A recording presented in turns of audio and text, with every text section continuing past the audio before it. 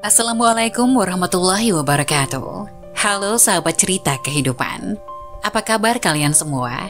Syukur alhamdulillah kita bisa berjumpa lagi di channel ini.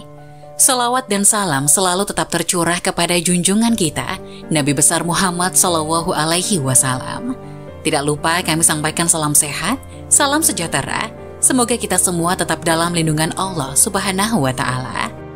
Seperti biasa, kita akan berbagi kisah dari yang unik, menarik, sampai bikin nangis. Semoga bermanfaat.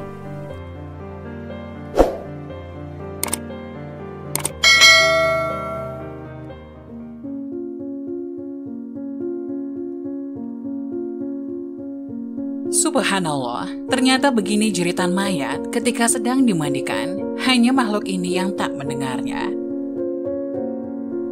Selama ini, mungkin kebanyakan orang berpendapat bahwa seseorang yang telah meninggal dunia tidak akan merasakan sakit ketika jasadnya dimandikan.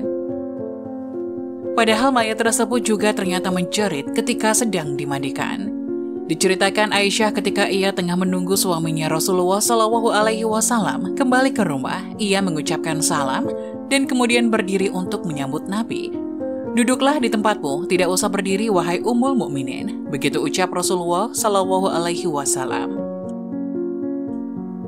Rasulullah Shallallahu Alaihi Wasallam turut duduk bersama Aisyah dan kemudian meletakkan kepadanya di pangkuan istrinya tersebut. Aisyah lantas mencari uban pada janggut Rasulullah dan menemukan 19 helai rambut yang sudah memutih. Aisyah kemudian berpikir dalam hatinya, sesungguhnya baginda akan meninggal dunia sebelum aku, sehingga tetaplah satu umat yang ditinggalkan oleh nabinya. Maka Aisyah menangis sehingga mengalir air matanya jatuh menitis pada wajah baginda Rasulullah. Setelah sadar terkena tetesan air mata Aisyah, Rasulullah pun kemudian bangun dari tidurnya. Wahai Ummul Mukminin, apa yang membuatmu menangis? Tutur Rasulullah. Aisyah kemudian menceritakan apa yang ia rasakan setelah melihat uban-uban Rasulullah Shallallahu Alaihi Wasallam tersebut. Tahukah Anda kondisi apakah yang paling menyusahkan bagi mayit? Kata Rasulullah Shallallahu Alaihi Wasallam. Tidak ada kondisi yang paling menyusahkan atas diri mayit dari saat keluar dari rumahnya, anak-anak yang ditinggalkan berada di belakang serta menangisinya, ucap Nabi. Itu memang menyakitkan, tapi masih ada lagi yang jalan pedih dari itu, sahut Rasulullah.